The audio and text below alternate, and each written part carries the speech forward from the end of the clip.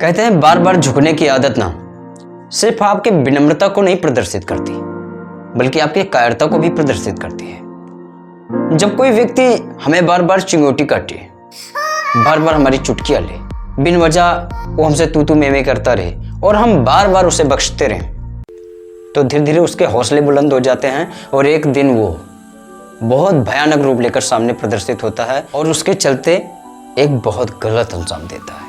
Same condition आज के आतंकवादियों की है। वो कभी 20 लोगों को मार देते हैं, कभी 40 लोगों का टैंक फोड़ देते हैं, कभी हमारे भारत में रहने वाले ही क्रिकेट मात्र का सहारा लेकर कुछ भी कर डालते हैं, लड़ाई झगड़े सब कुछ करने के लिए तैयार हो जाते हैं। या कभी एक ऐसा दोस्त जो रात दिन उसके साथ बैठता था, एक बात की वजह से, एक पोस्ट के चलते, एक स्टोरी के चलते उसका गला काट देता है। कितने निर्मम होते हैं ये। इन हत्यारों को जरा भी तरस नहीं आई उन जोड़ों को देखकर जिसकी अभी विगत 8 दिनों पहले शादी हुई थी।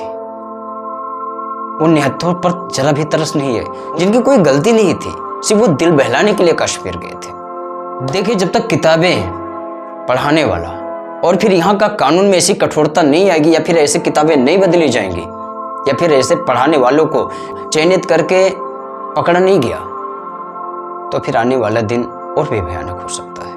इससे पहले भी कई बार हम लोग आहत हो चुके हैं।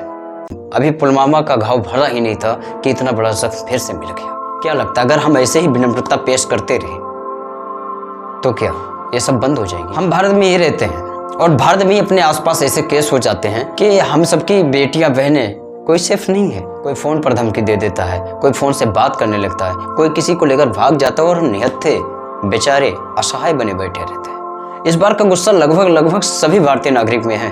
हर कोई चाहता है कि उनको कुत्तों की मौत मारी जाए। मगर एक बात बताइए, इसके बाद जो भी गर्मी है, क्या इतनी ही गर्मी आपके जहन में बराबर चलती रहेगी?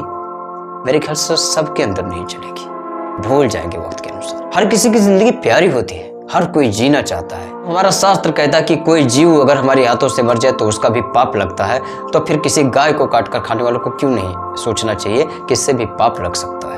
जिस तरह से हम लोग सबके त्योहारों में उनकी सपोर्ट करते हैं, उसी तरह से हमारे त्योहारों में कोई सपोर्ट क्यों नहीं होता? कोई पथराव सुना कि आपने कि आज तक हम सनातनियों ने किसी पर चला हो? लेकिन कोई ऐसा त्योहार आप बताइए जो बिना पुलिस के हम लोगों का पूर्ण होता हो। कभी बंगाल में परेशान होते हैं, कभी उत्तर प्रदेश में परेशान होते हैं। कुछ भी अच्छा नहीं हो रहा, ना भारत में, ना कश्मीर में, ना अन्य जगहों पर। ऐसे कब तक झेला जाएगा? जिस तरह से धर्म पोछ कर टारगेट किया गया, इनके मंसूबे क्या हैं? सब कुछ तो जाहिर है, उसके बाद भी इतनी खामोशी क्यों? तबाही होनी चाहिए। कहते हैं बिन सम्मान के इंसान मिट्टी होता है। तो जब जिंदगी आर पार के उस दहलीज पर खड़ी है तो मेरे ख्याल से पीछे लौट कर आना बुज़दिली कहलाएगी।